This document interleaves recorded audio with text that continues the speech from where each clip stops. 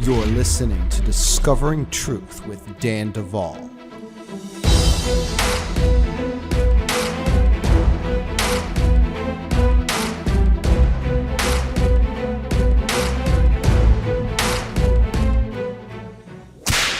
Hey friends, welcome back to Discovering Truth with Dan Duvall. I have a few updates I'm going to drop because I'm excited about a number of things, but we'll just start with the basics. DanDuvall.com is the home of the Discovering Truth with Dan Duvall podcast, and that website is not just the listing of most recent podcasts and so forth. It also serves as a store where you can get really cool stuff and where you can sign up for our newsletter and to be a podcast patron. That just means you get a few benefits and we get a few bucks.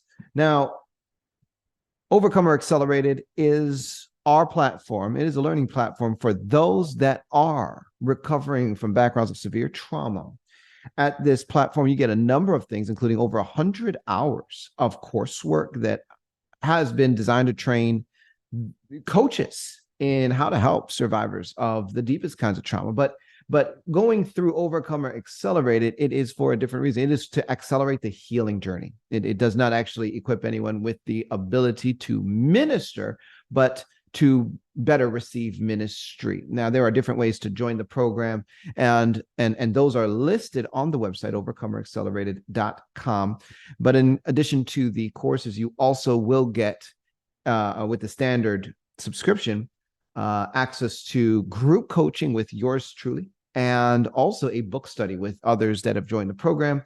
And you will work through books that explain things and are hugely insightful with others that are taking a healing journey. And so that is available. Now, for those of you that listen to this podcast and say, I want to be part of God's army to help the broken because I am in a position to step into ministry. I am healed. I have passion. I have a call. We have an institute, and it's at institute.bridemovement.com. And right now we are enrolling for year one of the School of Inner Healing and Deliverance. Now at institute.bridemovement.com, we offer a ton of stuff, right? You can buy courses one at a time and just add them to your archives. But we do offer something now called the School of Inner Healing and Deliverance. We'll be taking applications through the end of November. At the School of Inner Healing and Deliverance, which you can access right from institute.bridemovement.com, you will be able to fill out an application, schedule an open house, and this is the beginning of what is now a 3-year school.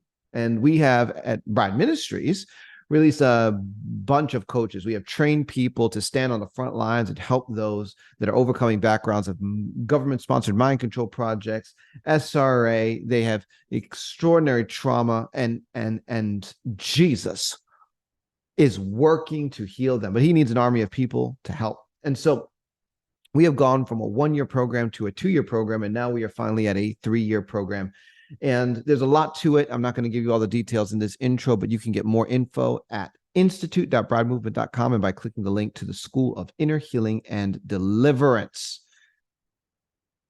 The Bride Tribe Advance is coming up quickly. And for those of you that do not follow the church, you have not been getting the updates. Some of you that listen to this podcast only know about the podcast, but we have a whole community of what we call Bride Tribers. And every year we have a conference that is an advance, and it is going to be 3 days of radical transition for your spiritual walk. You're going to meet people that are like-minded from all over the world. It's so amazing.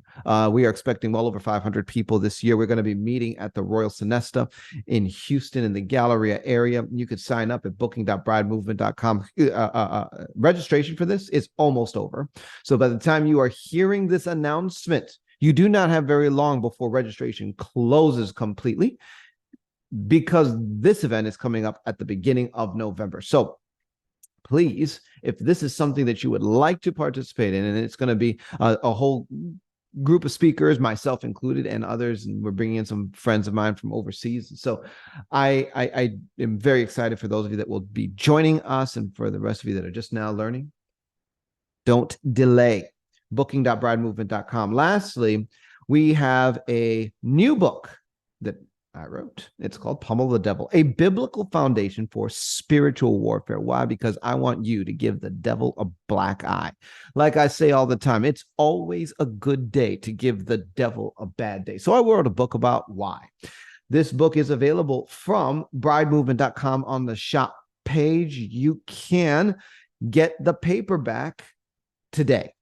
It is only available at bridemovement.com, and it is only available in the paperback format until November. Then we will be releasing the ebook version, and it'll also go live on amazon.com. And so we are just very excited for all the impact I know this book is going to have on people. Buy one for your friend. With that said, we're going to get right to the program. Don't go anywhere. You're listening to Discovering Truth with Dan Duvall. Those were your announcements.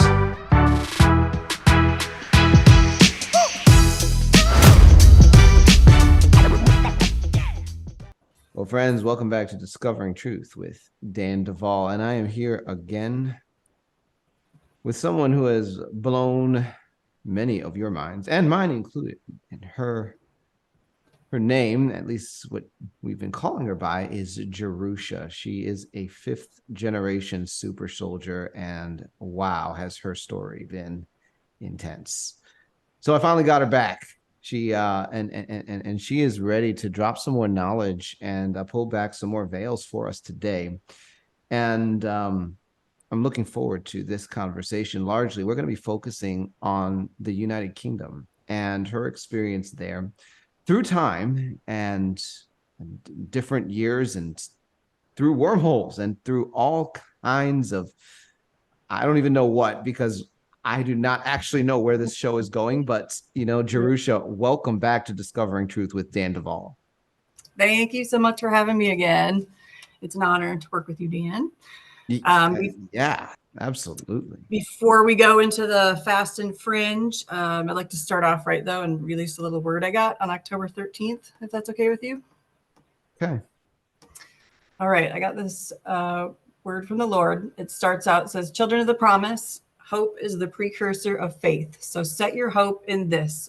All of my promises are my word made visible. Will you believe me now or wait until you can see them?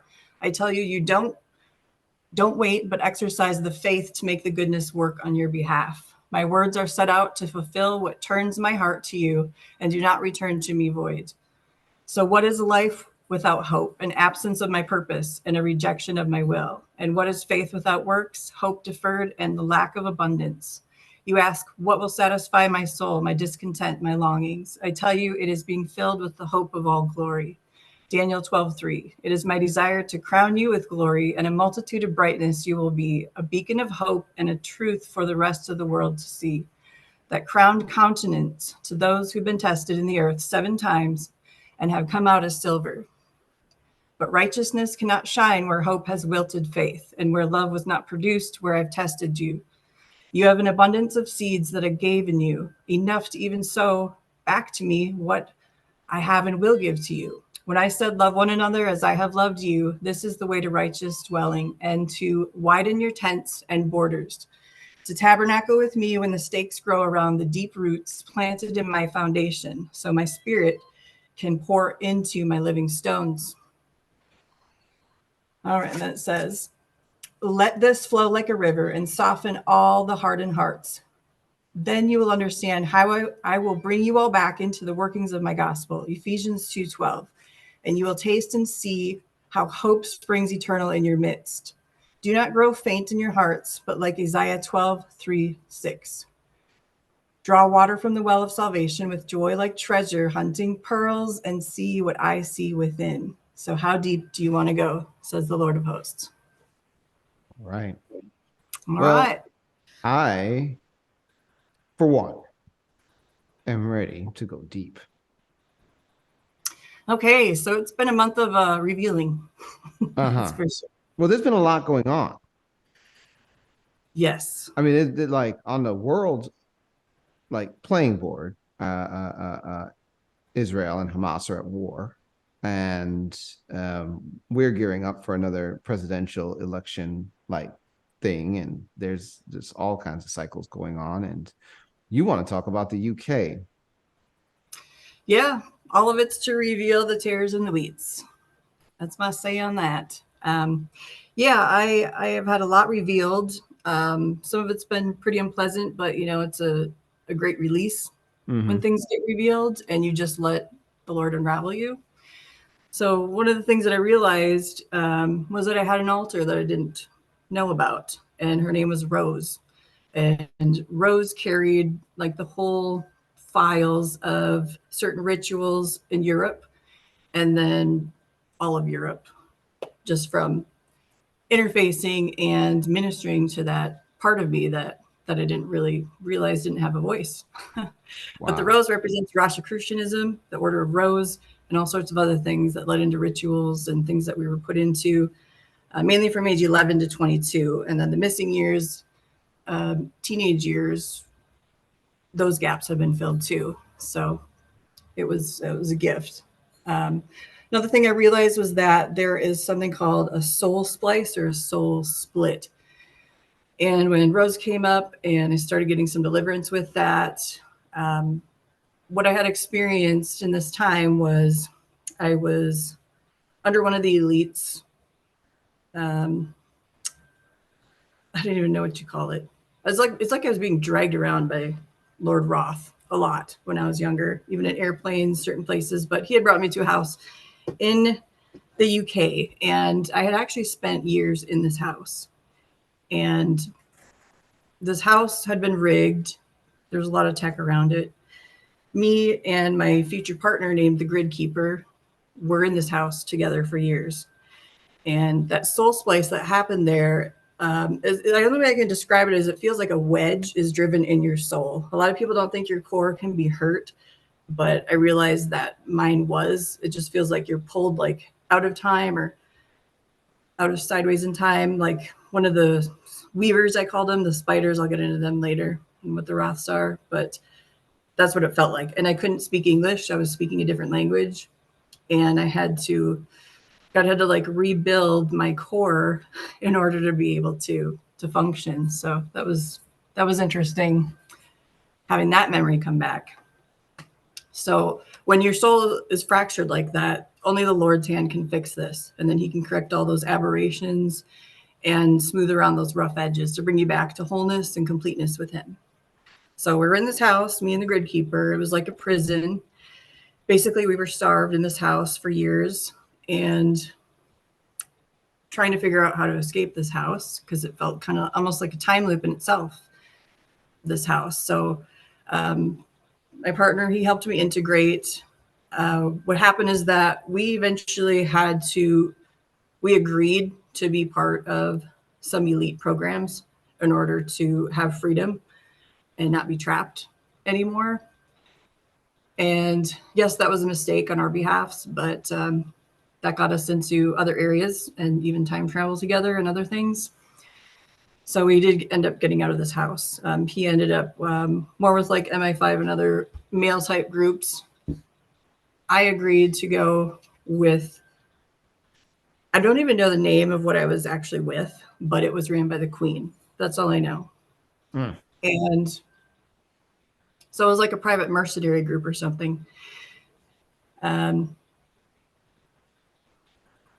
So anyways, we started going on missions. So thus me and Grid Keeper's journey begins. What I kind of want to share in the spiritual realm of what we got entangled with is called what I would call the beehive. Now, we know that the Queen had her belt and the bee on her belt. What I was involved with was something that felt like it was a brain chip in our brains that was connected to her belt.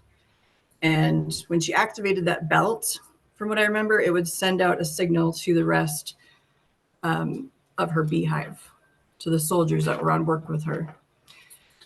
So I think this was some type of tech amalgamation that I was part of. Where I met the Lord in this process and these ops that I was on was at a place called Betty's Tea House, and it was Upper York.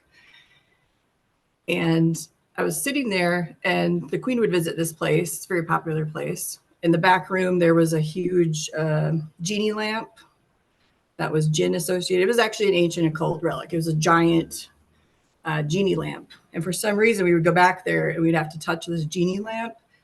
And something happened with our chemistry, like our pheromones or something. It was like a green mist you would feel and see. You would even smell it. And your mind would go kind of blank slated, and you wouldn't really have much emotion. You were just on mission, and you were in the beehive. And you could see what was going on in the beehive in the spiritual realm, because you were connected and you could feel what the other bees were out doing.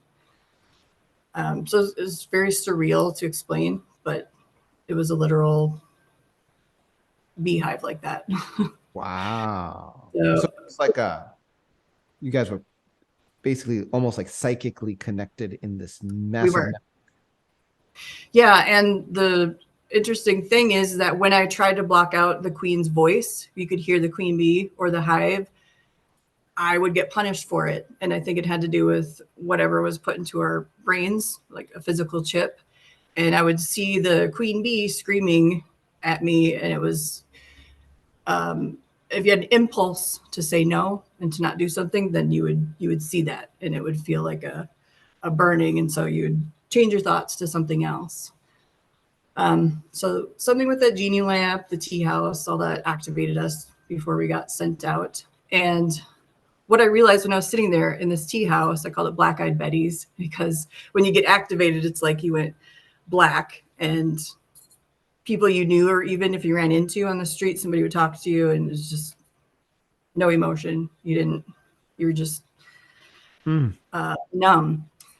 I realized in this moment, when I was being tortured by the queen's face and her voice and whatnot, that I could still pray. And I did pray in that moment to get out of what I had signed off to do. It just seemed like we got involved with the worst type of people constantly, and it just snowballed for years and years and years. But the Lord actually met me in that tea house, and the coolest thing happened because I felt part of that chip dissolve in my head, and I felt God touch my head. So that torture was kind of gone, and it felt like a band was around my head before, like a tight band, and the band just, it busted off somehow supernaturally. And what I want people to realize, I guess, take away from this is that the queen hive is actually a realm of hell. And it's an actual beehive that I was seeing when I would get activated, when I would keep working for the satanic factions. But it is something that you can get out of. So, and this hive belonged to Queen Elizabeth, yes? Yes. Okay. All right. So obviously I have a few questions now. All right. And so number one, how old would you say you were when you were doing these missions? Or how old was the body you were using? Give me a little bit of context. My time in Europe was mainly from 11 to 22. Okay. So anytime between there, that's when we got conditioned and got into the higher ranks of certain organizations and whatnot. So while Grid Keeper was out doing something, I'd be somewhere else. But we did get to meet and go on missions together and stuff. One of those places was called, there's a lot of gates, and I'll describe why there's a lot of gates there too. The Harrogate, one of them was called. And this place was, the Harrogate was right next to the tea house, and it had Turkish bathhouses. This place was really very ominous. It was harrowing for sure. Okay, the Buxton Hotel was there. They had all the soldiers come in together in that place, and there was these arches that were all over the hotel. So we get taken there at night by like the highest politicians, government people. They were taking pictures of us as we were activated and standing in the moonlight in front of the arches of the hotel, and we were all dressed in black. And then before we'd get sent out to wherever, and cars would take people to different places. The Turkish bathhouses were run by people in the Middle East, and inside of those were portals that were they looked like hot tubs, but they were actually portals. And they were taking people to places like Side Turkey or very ancient operations where like a throne of Thoth would have been or something. And for some reason, people were separated as we were standing up front of there by root races.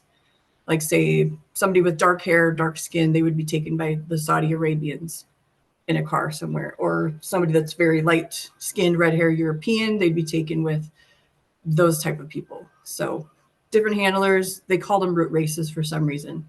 They'd send them off to different parts of the world. But Interesting. the, Okay, okay. the Harrogate was the high gate.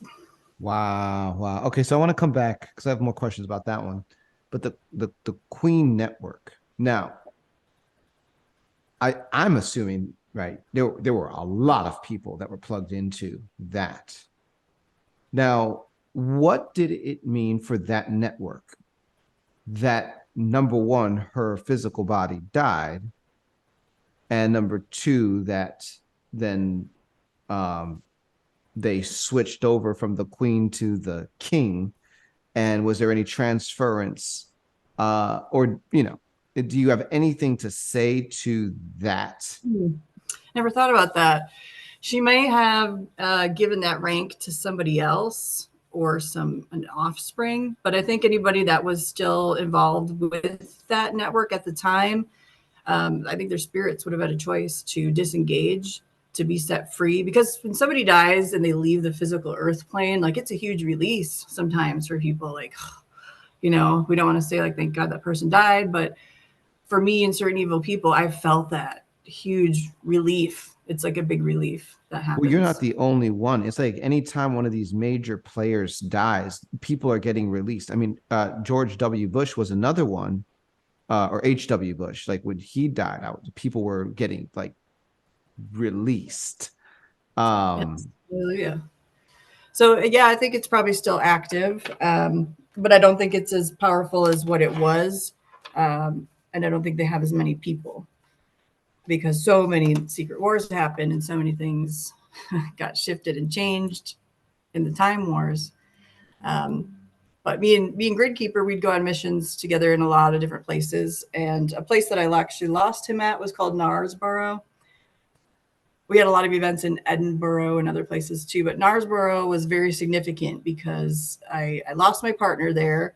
We realized, and I'll get to the tech part later, but we were carrying tech with us, that we kind of became targets as we were carrying tech and other things for interdimensional things to just pop up and kind of ride our coattails. So we were in this one spot at this house under a beautiful bridge, and out of nowhere, a group of reptilian men showed up. And I've never seen anything like this in my life. We could shield ourselves. They couldn't touch us sometimes, but for some reason, these men went after him and they started attacking him, physically attacking him, but also biting him. And that was very strange because they weren't just like physically biting him when they shapeshift. They were tearing pieces of his soul and parts of him away. And I could see that happening. And it happened really fast when this happened too. So, and then he got kind of blank slated after that, and he got taken away in a car, and he was very damaged. But the thing is like, they disappeared. They just disappeared right after that, like super fast. So it's like, where they trafficked his parts and pieces, I don't know. And then we have another Humpty Dumpty scenario, like, where did all his pieces go?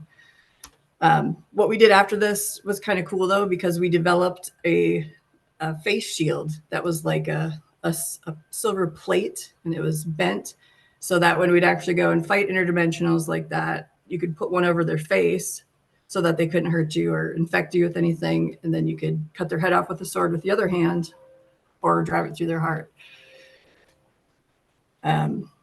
Okay, hold on. All right. So this is okay. So we talked a little about the Queen Network. You got released. Now we talked about the Harrogate, and this was in the Turkish bath next to this like this tea house, and those gates they went to other countries. They went to different places. Were those portals in this place, like were those for the physical bodies of people, or were these like Mhm. astral portals that just trafficked soul parts, like almost like an astral projection? It was physical bodies. Whoa, wow. You could travel physically with the tech, and I'll explain how in a moment.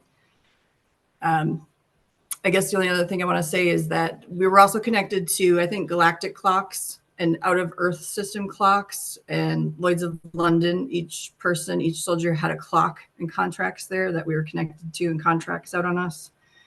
So it's kind of like that show with Justin Timberlake, In Time, a little bit of that. But I do remember a lot with being connected to clocks and always looking at clocks like Big Ben or certain things, and always feeling like we're running out of time or we were getting to die. So there's a lot of programming with clocks.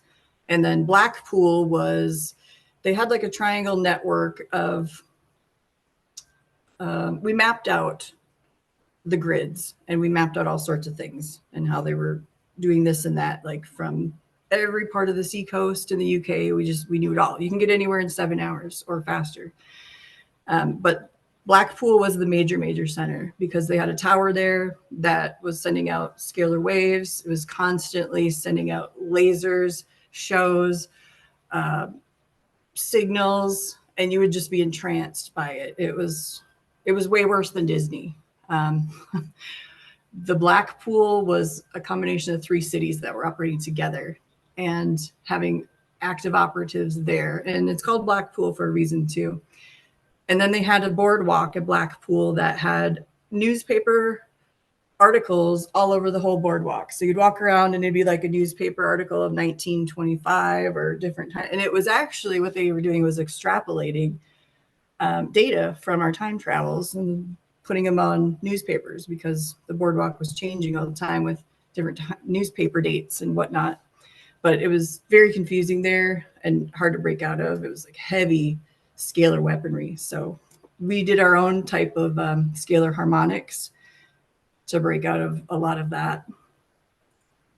Yeah, you could talk about that one for a long time too.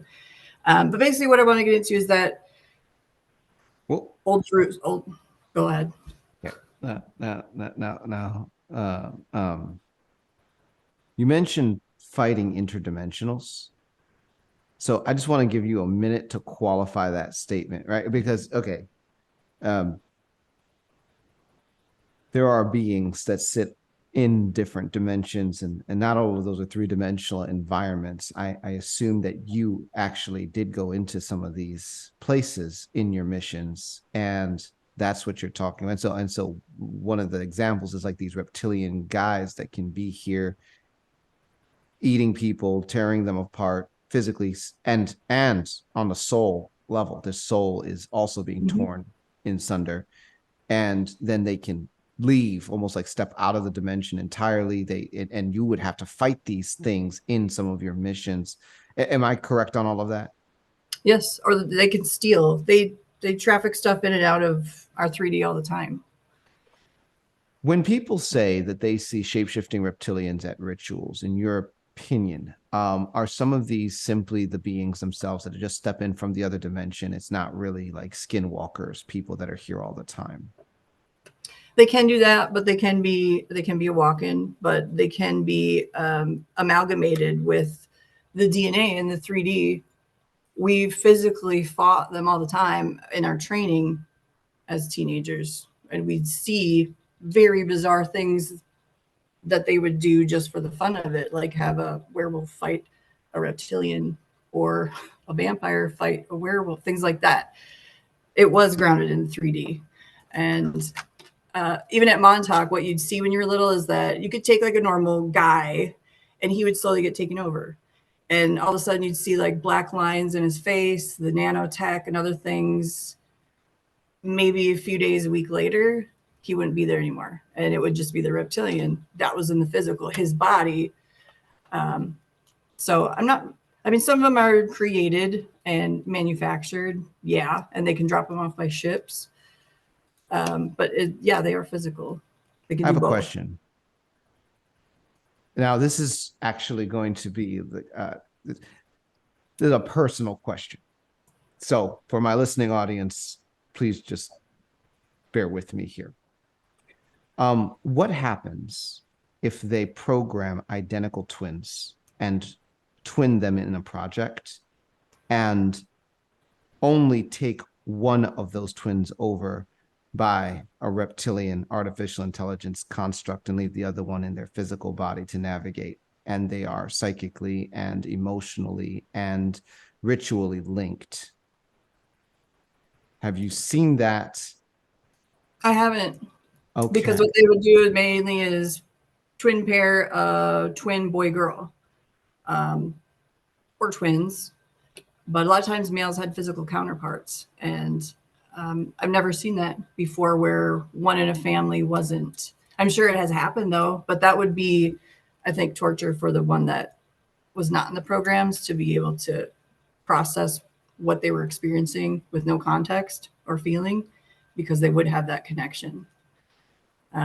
But I've never come across that, Dan. Okay, just all right. Yep. Back to the interview mode. I'm sorry. Okay, so personal moment. All right. So you are going to explain to us how some of this connects to, or you were saying you had galactic clocks. People were connected to clock contracts and. Mm-hmm. Yes. So this goes way back into what I call the old world, even old Jerusalem we saw. And what we discovered so much in our travels, even though a lot of it started out demonic, working for the enemy, working for the dark side, we experienced spiritual things that set us free during our travels. One of the things that I learned in travels was that the Lord's plan for England was for the tribes that went there, that came from Israel and settled there, to have that generational branch and that blessing flow onto the shores, just like it did in Israel. So he wanted to continue grafting all these nations in. And that's when the Game of Thrones started. Just, like there was a God-fearing king, just man, like King Athelstan in England, first England's king. But then after that, things got a little weird. So there's a book called When Scotland Was Jewish, and it's very accurate. It's about the tribe of Zara and how the tribe in Israel came over. Say the title of that again. When Scotland Was Jewish. When Scotland Was Jewish. Okay, this is okay. Book title. Go ahead. Yes, it's a wonderful book. Tribe of Zara. It describes how that tribe settled in Scotland and why Scotland was always at war. And it was a spiritual battle there, and that went on down into the UK and through England. So there was a lot of occult objects being transferred in that time period. There was no Secret Service or anything. So there was like a magic sword of Eli or this and that, and all these objects being passed around. So God wanted the blessings of Deuteronomy 4:9 and Genesis 43:11 for Scotland, same as Israel. So the people settled there. Instead, what happened is that things brought in like a type of dark age there. It affected other parts of the world. The houses that were established, like the House of Bourbon or the House of whatnot, that is for the tribes. That's for us. That's not just for the elite. And that's what we all should have just kept with families and our tribe. If anybody wants to know how to do that, my friend helps people do that. It's called c2kreport.com. Clash of Two Kingdoms is what that's called. So what we saw with this Game of Thrones that was happening was the Whitby Abbey was one of the places that we went to. It's in the Highlands. And what we saw is that the kings and the queens and thrones were being usurped. And the kingdom of darkness was directly accosting, directly trying to come down, directly trying to rule and reign. Like, yeah, you think the queen is bad, but can you imagine if Anubis took the throne of England or something that was worse? And some of our operations, we saw things like that happen and be stopped. Side Turkey, I mentioned before, that was one of them, because the throne of Thoth was actually inside Turkey, and a whole underworld and a wormhole that got sealed off in that area. So what we saw is in the Whitby Abbey, there's a high place, and there's these stones that had holes in the middle of them, and we call these the eye of the needle places. And we saw like a person whose heart was bad, who is in contact with the kingdom of darkness, we would see them go up to these high places, and they were actually receiving crowns from the kingdom of darkness and bringing them in to the earth so that they could anchor and station themselves more in this realm. These were like gate spots everywhere in England. There was different gates, and it all seemed to be this grid work that was connecting to higher gates, birth gates, stargates, and other things, which I'll get to Lucifer Stargate in a while too. So there was good kings and queens. They had dedicated altars, like in the times of Israel, where they did anointings, where they did things they were supposed to be doing, to have just governance, to be good people, dedicating things to the Lord, those meeting points. But the ones who were born from the work of darkness, they would actually go meet like a fallen angel at these eye of the needle spots, and they would receive objects from them, and they would defile the land with those objects, like say a crown that was forged from the kingdom of darkness. They would use that to bring more power from that side to the kingdoms of this world. And they kind of show a little bit of this in Jack and the Beanstalk, where they take a ring. Jack wears this ring that's actually a crown, and then he can control all the giants with that crown. So the good crowns were fought over. The evil crowns brought a lot of destruction. And these objects we saw that were brought in, they created like these dimensional breaches where angels literally had to come in and seal off those areas and, you know, like take this evil crown and take it away off of the earth, burn it, because some things, like I said, could have been worse in time. So I guess you want to know about the tech, huh? Let's go there. I mean, I guess that would be the next natural place to go. Tech. Okay. Yes, let's talk about it. All right. Well, me and Grid Keeper were taken to different places, and then we would go on missions. One of them was Sid's Mouth. And this place had a lot of red caves, very vast territory. We discovered on our travels things about the tech that were like from plasma. We called them plasma photon fire. And inside of these caves, there was little scales, things that looked like eggs. Now you see the Anunnaki pictures of them carrying bags, things that look like pineal glands. They weren't. They were called light cones. And this is tech that was antediluvian from the war in heaven that got lodged into the earth and in the water and other places and scattered all over. So the ancients here that were collecting these light cones and these things, they kind of had their own little quantum access projects going on. They could create slaves. They could do different things with this, with the light cones. So they were also used as fuel cells too. So we observed inside of these caves, the light cones, the light eggs, the scales.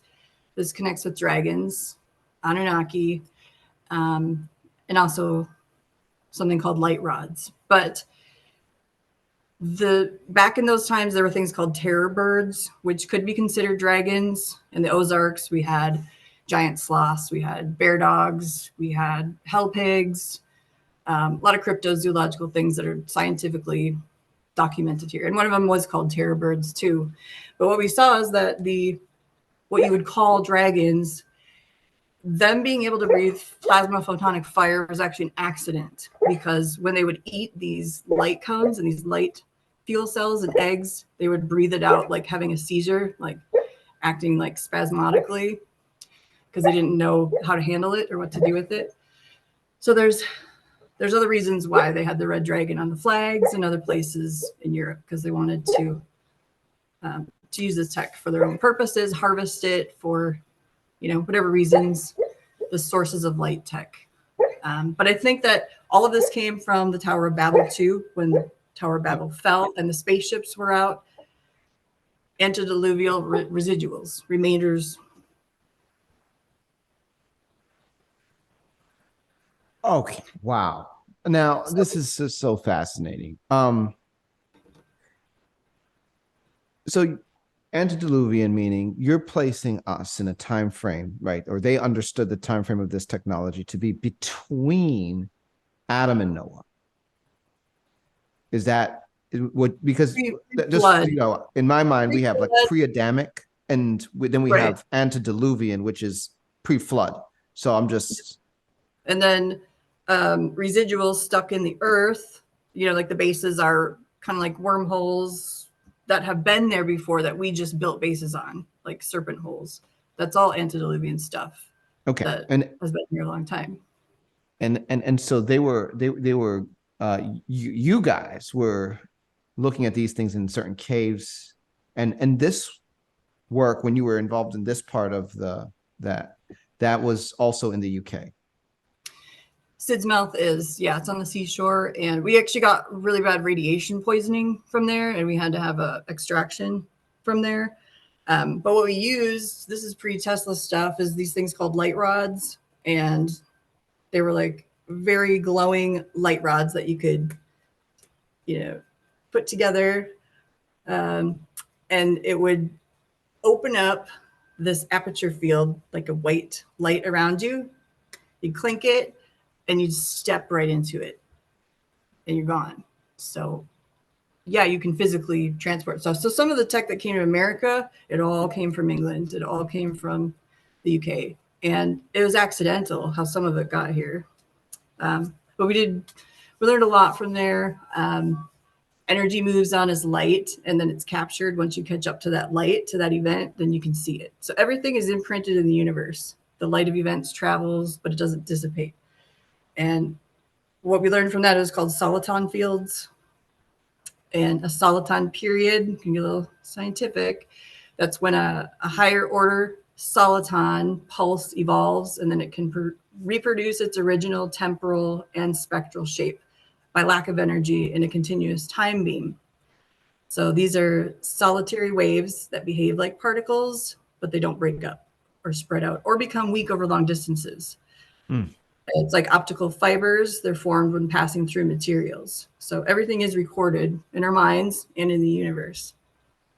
We just had the privilege of, seeing in different timelines and realize that intent propels the beam's direction and its coordinates. So we become the fabric that shapes the light, that transference, and then we become the door, the living gateways. So we are literally a body of Christ that will one day receive new bodies. And the body of Christ needs to realize that these transfiguration mechanics that we learned, so many of us have already been tortured for.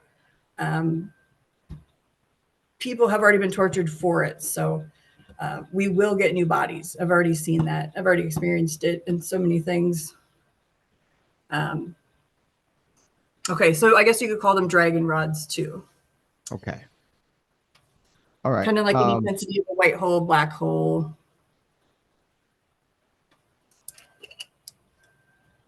Now, tell me, just because I'm going to take it in this direction. You guys are dealing with antediluvian tech, tech that connects to dragons, Anunnaki. What, if any, is the connection between dragons and Anunnaki from like what you've been exposed to? I never saw any real relationship with them that I can remember. That's not to say there wasn't. But my only experience. Yeah, I mean, me either. Like I've heard of the Anunnaki and all of the influence they had, right, in that antediluvian world, according to the different, texts and the Epic of Gilgamesh and all of that, and people encounters with the Anunnaki. And then it's like you have this dragon component, and that's sitting over here, and the dragon have their like royal bloodlines and everything else. And so I mean, The main connection that I saw from a personal experience was just them hoarding, the dragons hoarding the light eggs and the light cones.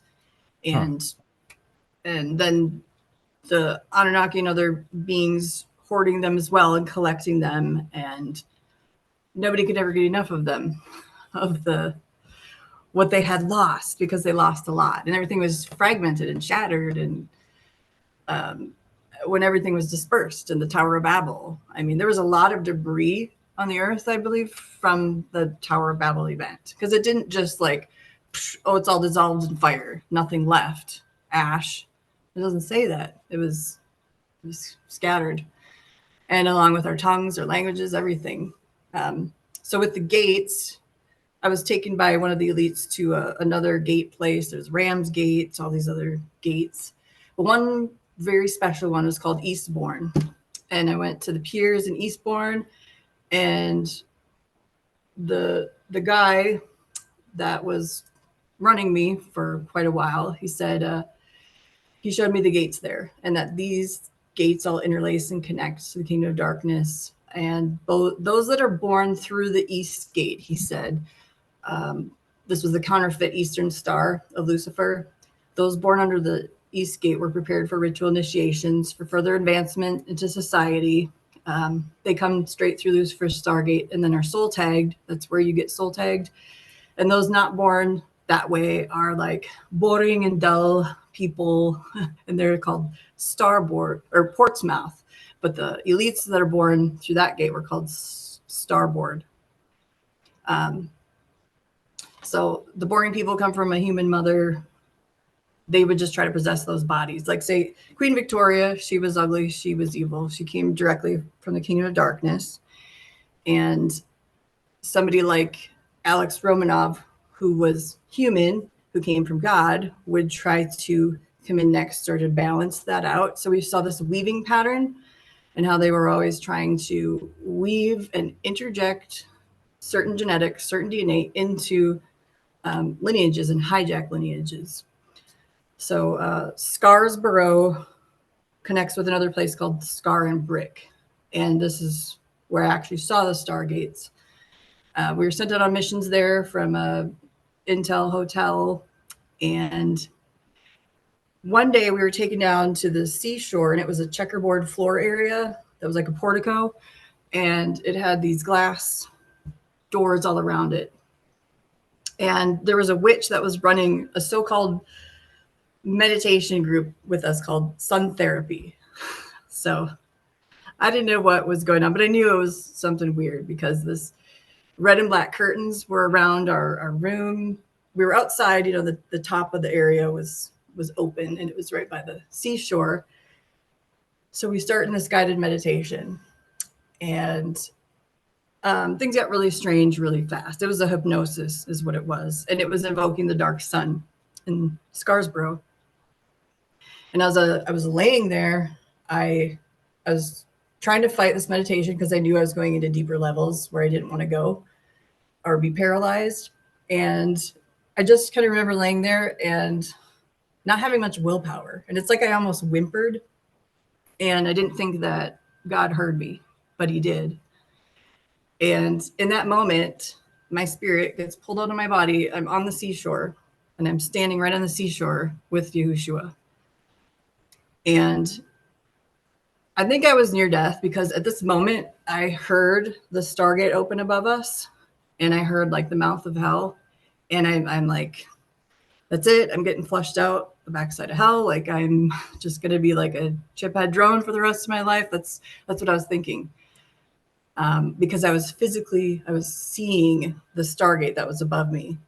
Now, what Lucifer's Stargate looks like is just a gaping open mouth of hell. It's got circles. It's got a bunch of souls trapped in it when it opens. And I looked up. There was souls being ripped apart in it. There was souls being, all sorts of things were happening to these souls. But people get like, it's like a conveyor belt almost. They get trapped in his Stargate for some reason. And then the farther you go into a Stargate, it's like a wormhole, and you lose memory the farther in it you go. And it was gruesome. It was very ugly. It was literally Hassatan's Stargate, chewing up and spitting out souls. That's all that it did. And I realized that my soul was up there, and I was pretty panicky, but the Lord was showing me this because he told me, he showed me this because at a future date he would unlock it, time release it, so that my my seer abilities, oracle abilities, and whatnot would be used for him, to give him glory and not for that kingdom anymore. So I'm looking up, and for some reason he shut out the sound. I couldn't hear the sound of Lucifer Stargate anymore. And I just looked down like in shame, and I'm like, and I said, why am I being recycled? Because at this point I'd already lived many lives. My spirit was not understanding what was happening. And he just calmed every piece and part of me. And it's like he put his hand out and he just, like the day that the sun stood still for Joshua, that was like a moment with the Lord here. He showed his sovereign power. Like, yes, this Stargate is here and it's real, but I have the power to shut it up. And just like that, it was like, I didn't even see it. And I just focused my focus on his face then. So I said that, and then he looked at me, he looked right through me and he said, no, my child. I was like, doesn't heaven want me? And he's like, no, my child, since you had hid your soul the way that I taught you to, the enemy can't devour you up there and your true destiny can be fulfilled. So I saw souls being set free from Lucifer Stargate. Some choose to stay up there, but some can just come right down. And then he showed me his Stargate. And Yahushua's Stargate is the complete opposite.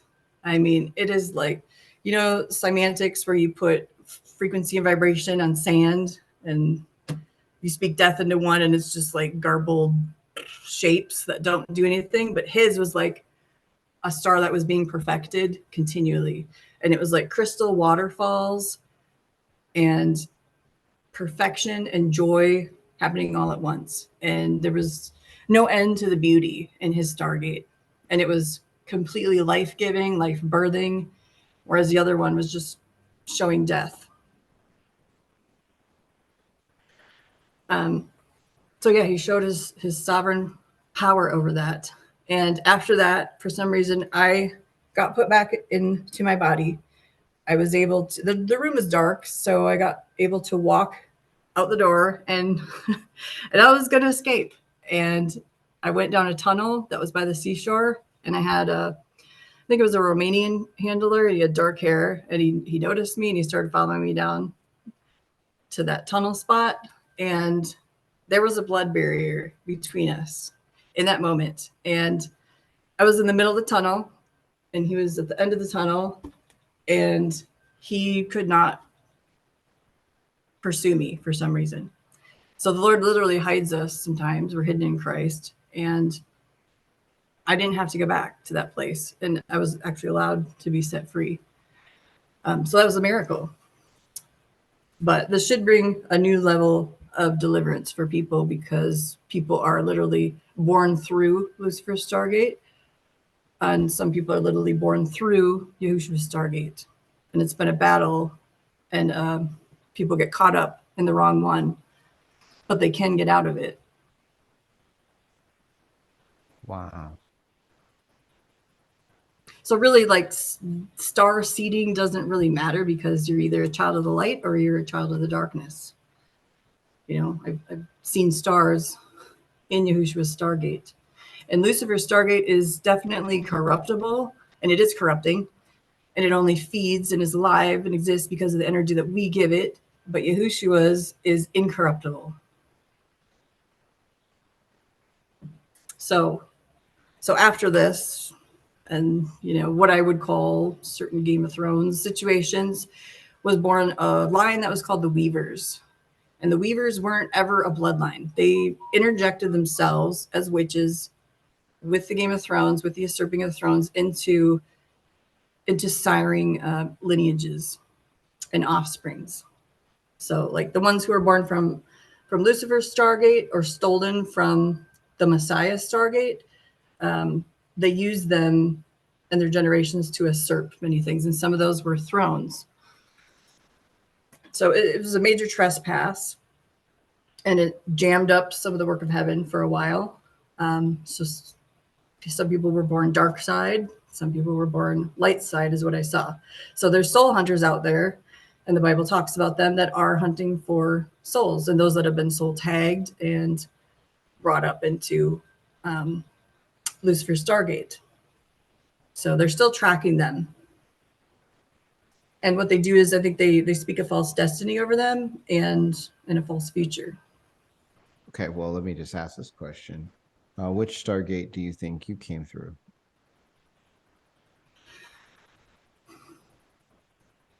I'm a child of the light. I know I was born from Yahushua. He showed me pre-existence things, but somehow along the line, I do know that I was sold and trafficked in other things, and some of it was with my own consent. But I know that I'm a child of God. I'm a child of the light. But I have seen both and how real these things are. So I guess what I'm trying to say is that Lucifer's Stargate can recycle. And that's what he's been doing with people. Like, I felt like I was being recycled. So when people say that they've lived other lives and people don't know how to even wrap their minds around it, like how that's possible, that's one of the reasons why it's possible. Now, other lives, that is a massive can of worms.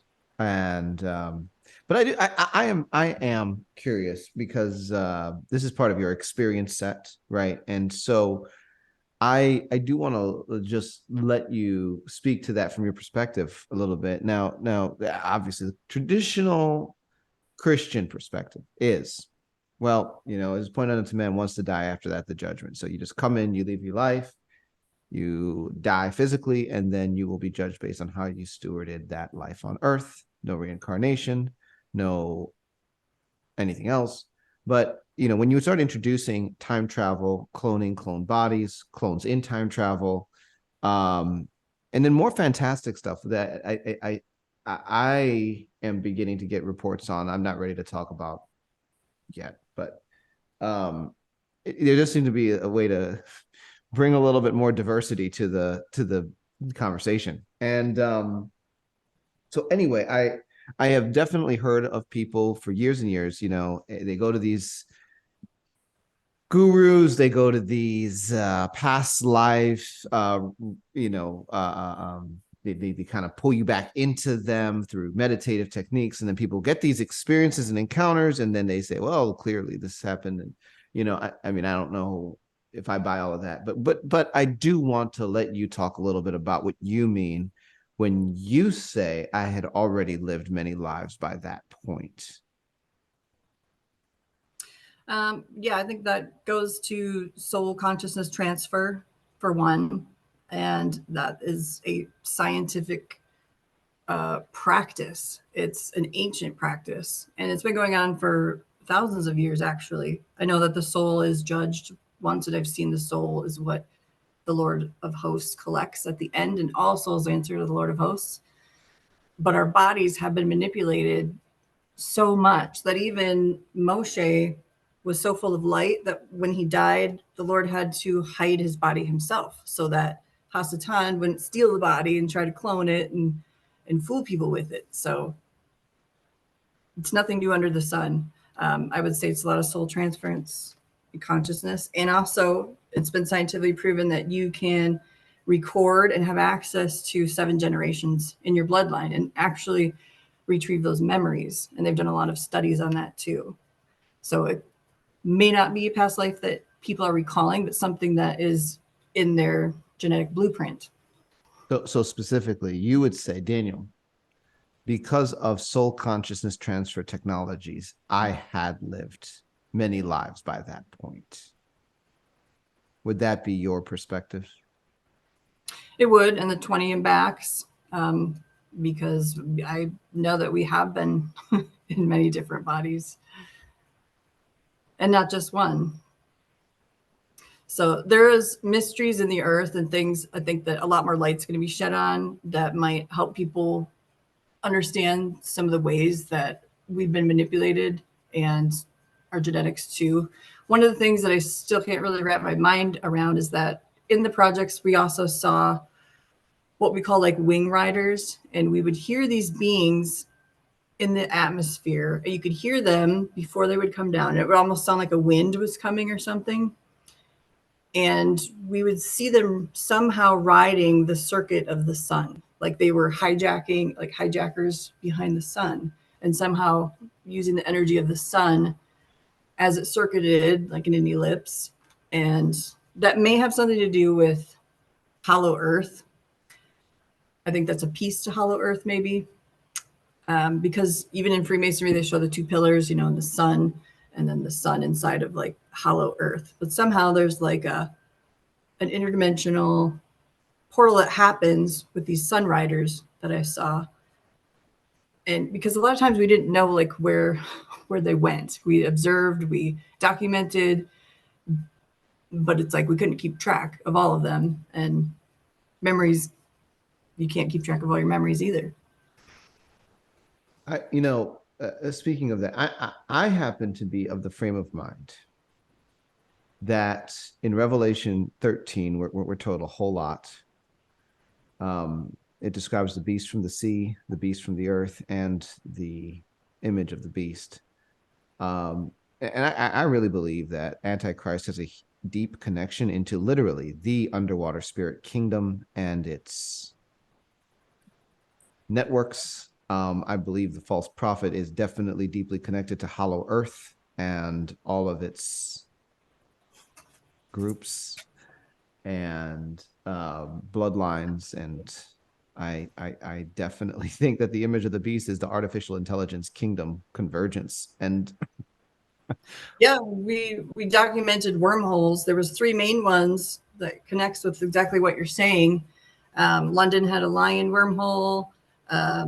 Orion was used a lot, an 8-pointed cross for Orion, which looks like an umbrella when you unfold it.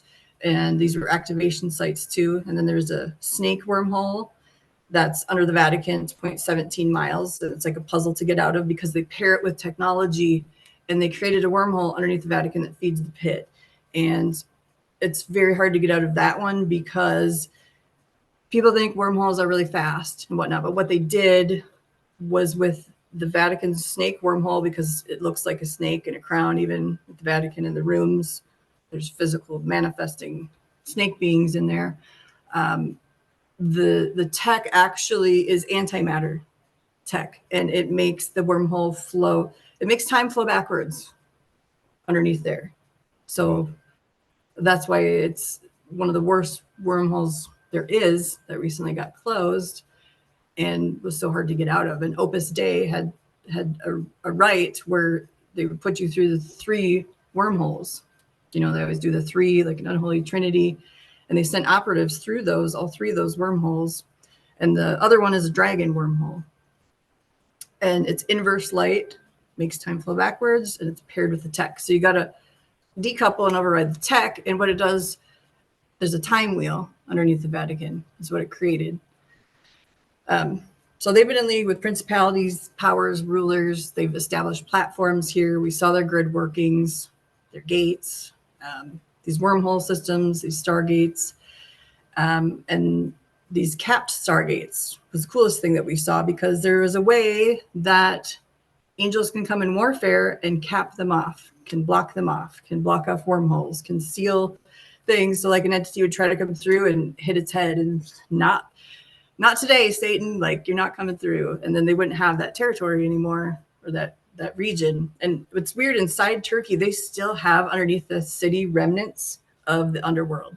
There's walkways where it's nothing but glass. And when you look in the earth, you can see ancient pillars and ancient relics of a real battle that happened. But a lot of it was interdimensional. So they pair with technology a lot, and that's what takes the skill and the effort to get out. And I believe Leviathan is Allah and his followers. So when all those wormholes collapse, that's when we're really going to see people freak out. And they're already trying to summon him on a worldwide level. so fascinating. Okay, now you had, before we did this. It said you wanted to talk about the time from the year 1100 to 2027, and specifically 2027, which is about 4 years from now. And are we ready to go to that, or were there a few other pieces you wanted to just put out there?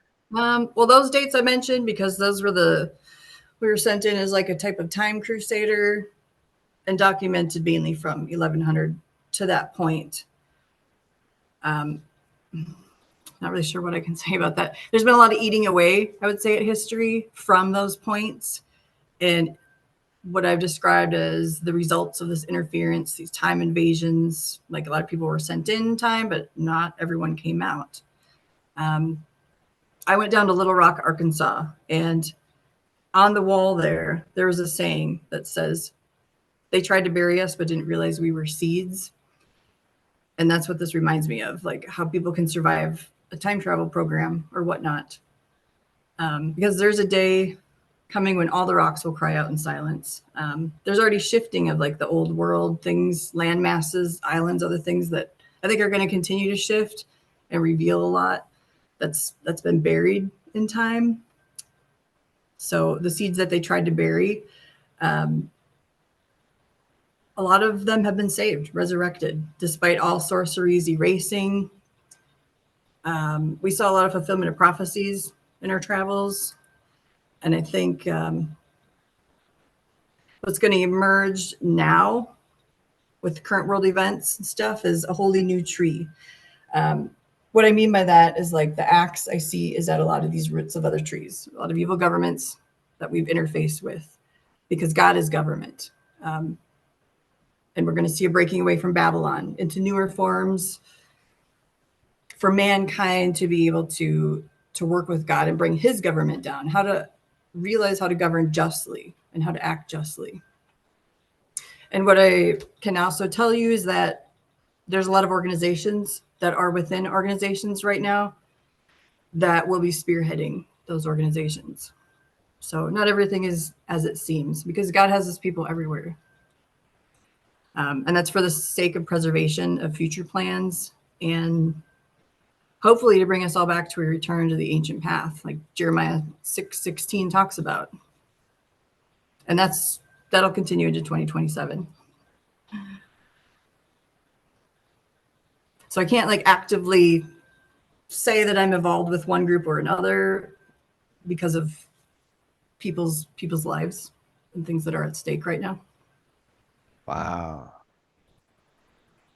All right. So what now I know I mean, I believe that there are certain things that are specifically at work in the US for sure. I mean, what do you think the next several years are going to mean for the UK under their current situation? The UK is kind of like a love-hate relationship, the same that I've had with a lot of places.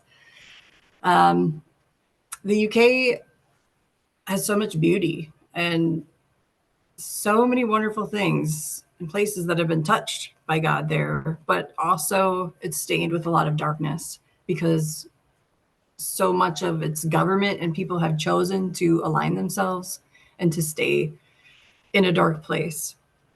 I'm going to continue to pray for the UK. I know that they're going to have breakthroughs, but as far as like, the prophecies are out for revival. The main one is the Netherlands, not the UK.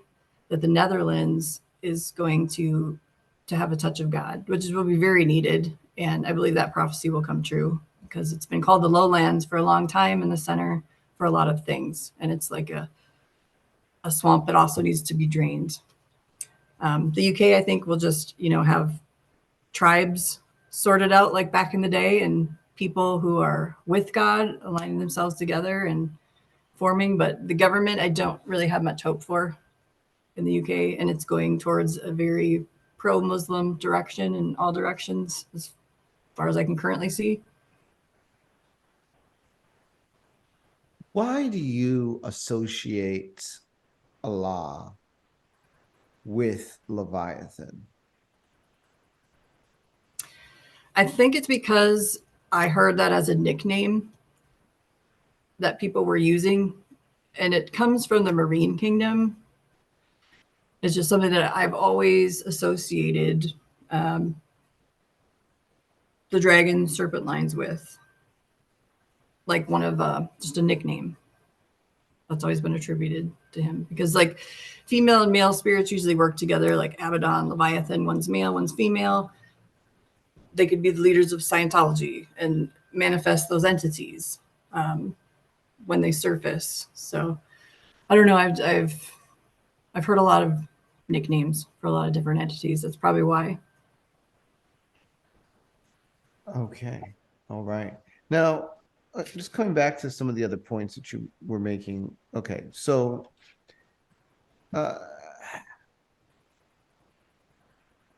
we're talking about a whole lot of things, but at the center of a lot of what you say, the subject of time wars is just like a central theme where it's like things are changing all the time as a result of these time wars. So in 2023, what kind of time wars are happening now? What's being contested, or do you know? A lot of it's in space now. I can't really say a lot about it, but on the spiritual platform, I would say that synchronicity has happened to bring all the timelines together, closing loopholes, and being able to get back on God's timeline. But the hidden tech and stuff itself, that's still the number one thing that's waged for. And it's suppressed still. We should have free energy by now. We should have so many things now. You can extract H3 from the sun and fuel the earth. All these things that are just still controlled. That's still the number one. You can call it Tesla tech, whatever you want, but I would say that those are still the main operations, is bringing those to the surface and clearing out the rest of the bases and sea bases. And who's go ahead. You mentioned the Marine. Last thing I'll say about what you said, and when we were talking about the Vatican earlier, is that when I told you about the time wheel and everything that connects down to the unholy sea and the pit, one of those horns, one of those heads that will rise up out of the sea in the beast, I think that is the Vatican, will be those oceanic sea cables and the amalgamation of technology and marine computers, because that's the main source of communication is in the water. And somehow I think it will emerge.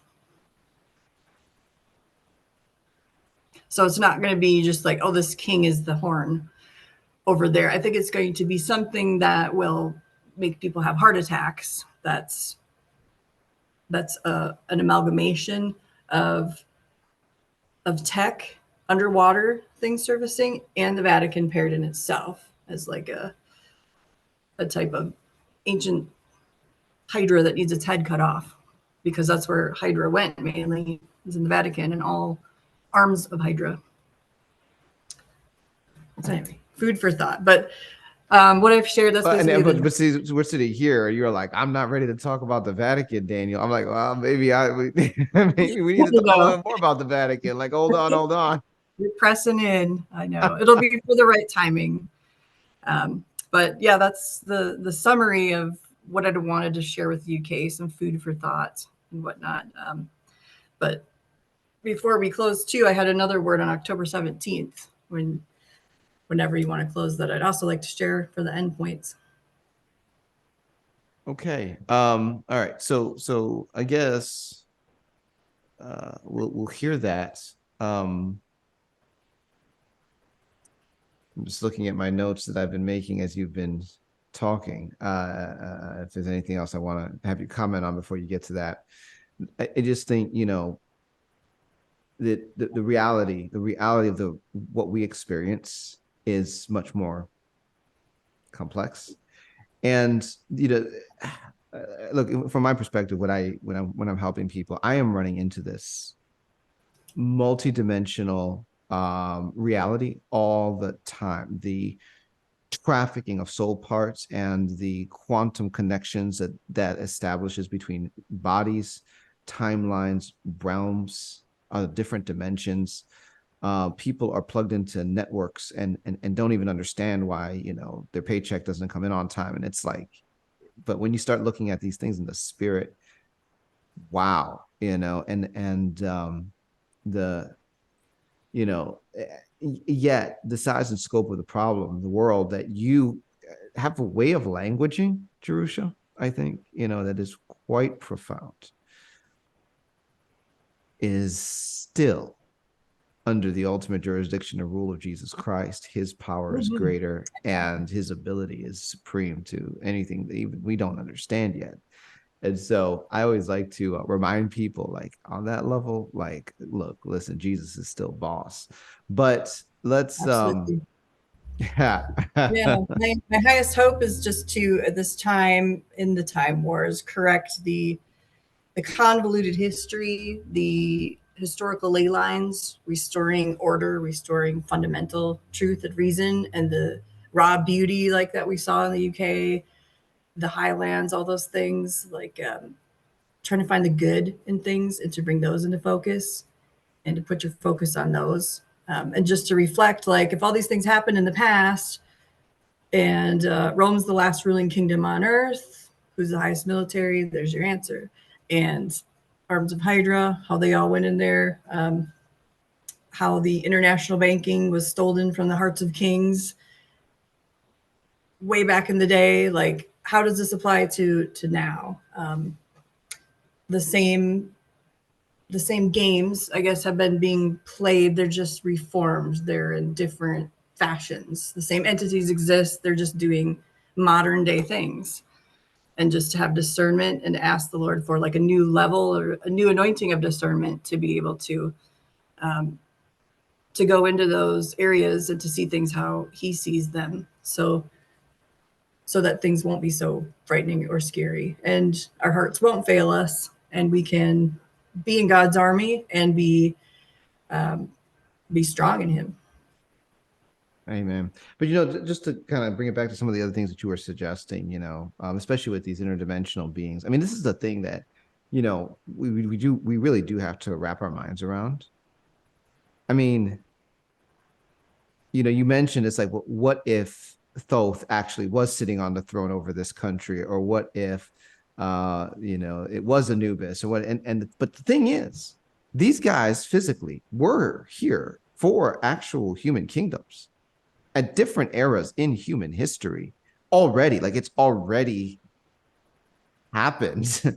and that's that whatever this thing that restrains is, like, that we talk about in the book of Second Thessalonians, like, well, yes, that was there 3, 4, 5,000 years ago, but yet Set, Anubis, nuts, like all these guys were here physically walking around. People saw them and interacted with them in a very personal way. In addition to Enki and Enlil and the Anunnakis that were definitely here in an antediluvian context. Like, yeah, we had these angels on Mount Hermon and they were having children and all, but the Anunnaki were here. Like, there's all of this has already happened in the past. And and they left relics too. You think about like all the things that the Queen and the Nazis tried to steal, and the occult objects and the Spear of Longinus and the Stone of Scone and all these ancient artifacts. Like, they want them all because they know that that's like an anchor point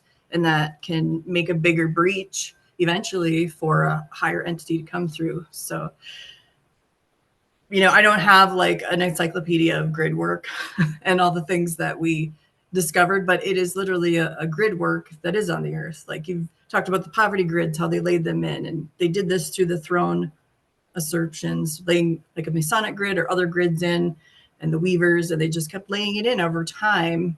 But it's man's choice and willpower to give our stewardship over all the kingdoms of the earth over little by little. So they chip away at that, and then they can have governance.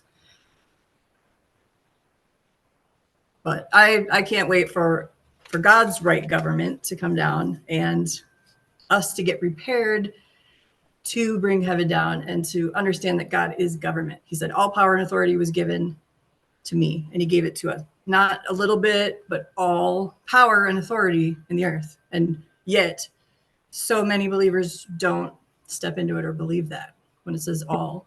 All right. Can I ask you a question? All right. So this is one of the things, and after this, we'll get to your closing statements.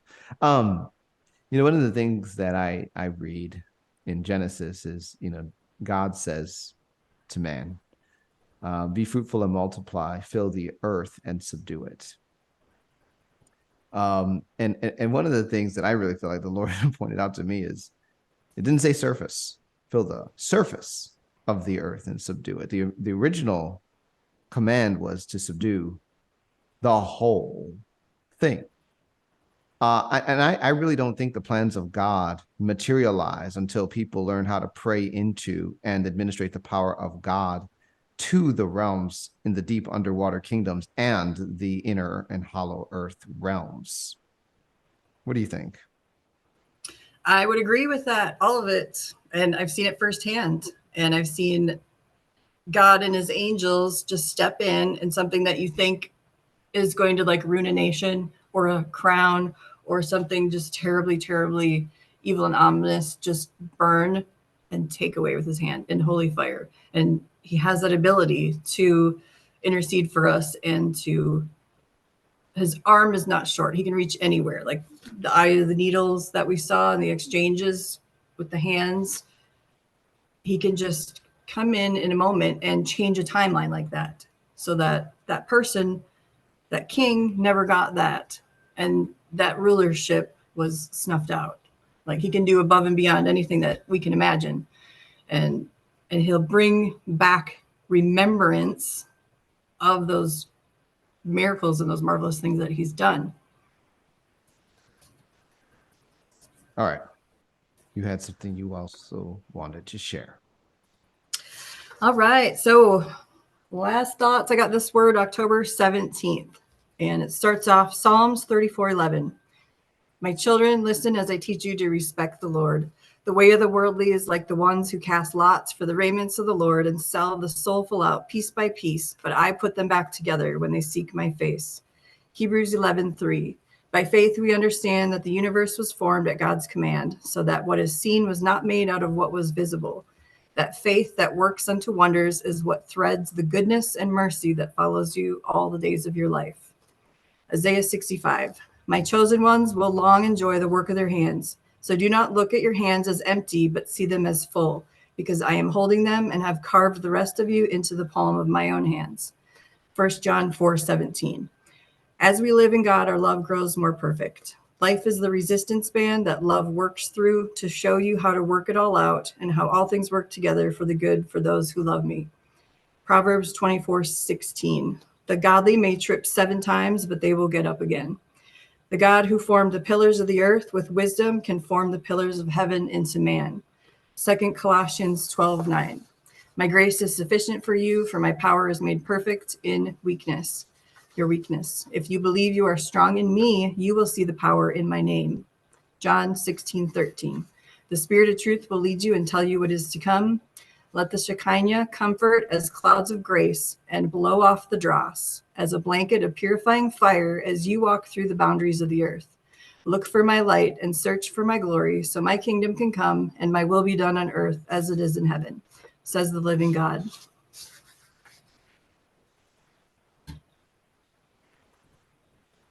Wow. Amen. Amen. Well, thank you. Thank you, Jerusha, for continuing to articulate what a lot of, I think, our listeners will maybe understand 5 years from now. Yeah, I can trip over my words a little bit, but I think I got some good points driven through.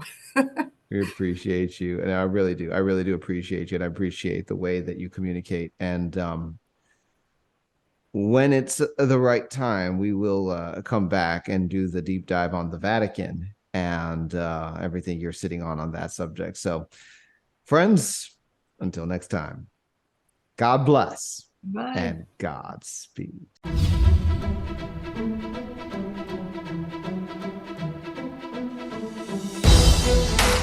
You've been listening to Discovering Truth with Dan Duvall. Visit me at danduvall.com, where you will discover merch, books, and the opportunity to engage in our private social network.